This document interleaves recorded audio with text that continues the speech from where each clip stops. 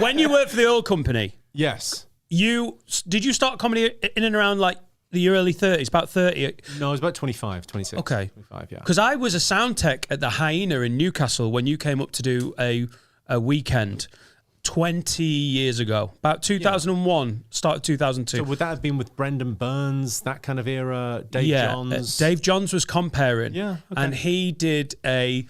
now, how do I do this now? I know Dave, so we can do this properly. But when he compared, if he was in a mood, he could be quite a selfish compare and do a fucking chunk.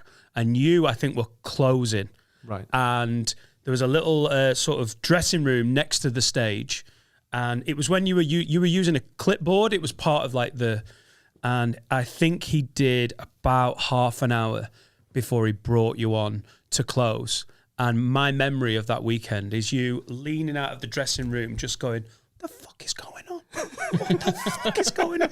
Because I think Dave Johns has got it in his head that you were like doing quite well, and you're like on the way up, so he was going to prove to everyone. He was fucking right. When was the last time you played the Hyena? Try and fucking slow me down. He was doing God's work. Was that when you were just He's a good guy. I used to get on very well with Dave, and the first time we met was at a gig for Dave. Him and Mickey Hutton used to be sort of really good kind of Newcastle guys. I knew Ross from way back. Kind of my first sort of Edinburgh. Ross was very good to me. Ross Noble, and they were good guys. When was your first Edinburgh? About 90. It would have been 99. I would have gone up there to have a look around, and then 2000 would have been I went up there with Ricky Gervais, Steve Merchant, and Robin Ince. We did like a four-hander at the. It was a pretty good show called Rubbernecker, and then I went up the next year and did a solo show, and called Barefaced Ambition. Next show I would have been 2002. Got nominated for the Perrier. I went up, but I did maybe 10 years in a row, new show every year, and then kind of started touring it. It became a little bit. I don't know, there was like, the vibe I got was like, it's not for you anymore. It's like, okay, you've had your go in the sun, you're touring now, leave it for someone else. So that's what you did with the Fringe. On the way up, you used it and then just... I think so, yeah, because I think actually, friends that have gone back and played very big rooms. The conference centre. You kind of go, well, yeah, you can do that, and you take a few quid off the table, but actually... it's not really about that. Although I do think there's an argument for having really big comics at the Edinburgh Fringe. Because it draws them. You're the marijuana. You're the gateway drug. You're the thing that leads them into... Because you can't expect people to take a chance on 4 new comics they've never seen before. So you go, well, there's one person that they know, guaranteed, right, I've seen him on telly, I love him, I'll go and see him, and then I'll go and see her and him because I've seen them on something, and then I'll take a chance on 3 new ones. It's also why the American comedy club circuit sort of works in a different way as well, because they have a headliner, don't they, who is on like a lot more than the rest of the bill, and the rest of the bill of support acts on the way up. But comedy clubs across America on the road and stuff are often packed because there's a guy who's been on all sorts, and he's certainly can sell a few hundred tickets a weekend. Whereas over here, the club circuit, I think is largely in the States. My experience is like people are on the club circuit for a lot longer. Properly huge comics still play the clubs, and and make great money and get paid on a cut of the door and whatever. And it's because the system over there don't have the same theatre circuit that we have.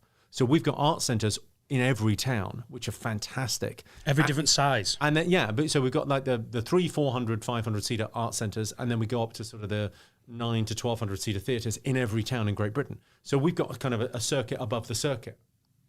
Yeah. That you can kind of, if you can get to that, it's really great. And then you're doing your own thing. You sort of set your own schedule and you're off to the races. You mentioned before that like if I had money, I'd still make Sam work. She actually brought that up yesterday. So I announced my tour last week to do like around the UK, sort of the 400 seater venues you're talking about, slightly bigger in Liverpool, and it's just sold quite well because of this initially. And she because of this? Yeah. Wow. We're massive, Jimmy. This is massive. Yeah. This is the number 1 podcast in the country. Is it? Yeah. It doesn't feel like it's anything. It doesn't, does it? No. But it is. That's what we want. We've got the number 1 Patreon on the planet in the UK. on the planet in the UK. Sure. This is the #1 podcast in Runcorn. It's going to turn out. We've been that since day one, actually. Sure. Yeah, we had a really good first day there. Next door's doing great. So the tour sold out. So are you going to do bigger venues? Are you going to do another one off the back? I don't know yet, because this is my 4th tour. The first 3 I did were sort of 100 to 200 seat venues, all sort of on the week of it, might sell out, always get about 60, 70% in. And it was just, I was putting them on to try and get used to that sort of thing. This one has just gone, like, it went on sale on Friday and it's like 70% sold or something immediately. And when are you going on the road? When are you February until May. February until May? Yeah. These fucking lazy kids. Just, if you put a tour in, put a proper fucking tour in. Well, I will when I host 8 out of 10 cats, Jimmy. No, I like from the jump, I was doing like, 200 gigs. I mean, always like for the first couple of years, it was 300 a year was kind of the thing. And then I went down to, I'm now at like 200 gigs a year, something like that. But I like the idea of like, if you're a comic and you're working, just work. Oh, yeah. Like if it's sold out, if it's 70% now, all we do is add dates. So all my office do is like, as soon as it goes to 90, you go, right, just put in another one. I never want, like I ticket touts, I presume hate me.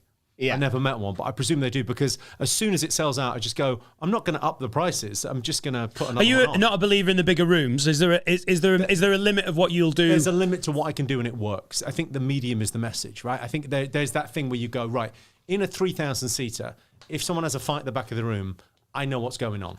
If they shout out something, I can tell. If it's sometimes with a rock venue, even 3,000 is too much. So ideally for me, 1,500 to 2,000 is like perfect.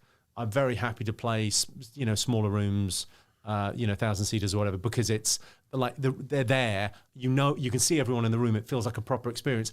I don't mind doing the hard work. I think doing an arena feels like you're whispering into the abyss. It doesn't suit the medium of comedy. It doesn't feel like a conversation to me. It feels more like you're presenting something, and it's not like rock and roll. Rock and roll is very much like, it's charismatic.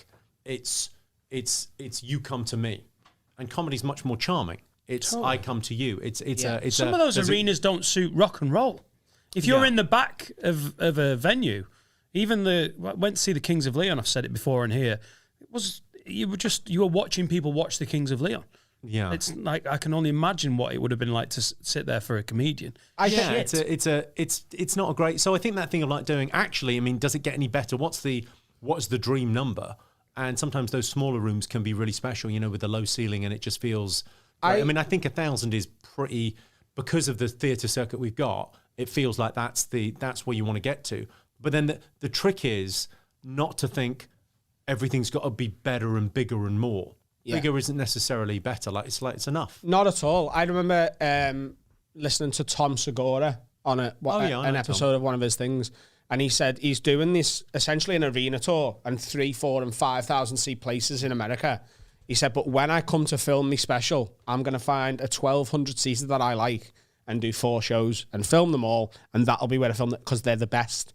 That's when the show is at its best. I can do an arena because I can't turn up to whatever city he picks and just sell 1,200 tickets, because there's 30,000 people who want to see me, and I can't do 30 dates in one place. So I do 3 nights at the arena at a 10,000 seater, but when I'm getting ready to film it and put it out and immortalize it, I pick a 1,200 seater that I love. Yeah, I think it's like that thing of like going, how do you want your days to be? Yeah. That thing of like, okay, so we've got very lucky lives. We're all, we're doing what we really enjoy, which is comedy.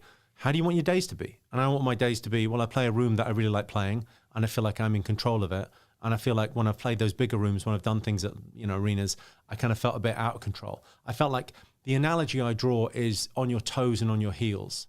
So for the first couple of minutes of every gig, I feel like I'm on my toes. I'm really working it. I'm like, okay, got to get this audience. I'll tend to open up with like 20 one-liners, 20 really quite sharp, quick, quite staccato. And then when you there's a moment at which you feel like, okay, they've come to see me, they're enjoying this, they're laughing, the sound's good, the lighting's right, okay, and you're kind of back on your heels a little bit, and you can kind of relax into the gig. Some nights you never get it. Some nights you never get, someone heckles at the wrong time, and you're constantly sort of on it, and that can be great, but it's exhausting. And then some nights you feel like, oh right, I've got them. This is great. It's like really relaxed. And I feel like in those bigger rooms, you never get to that. It's just constantly. It's an anxiety. Maybe that's maybe some comics find it easy. I don't know.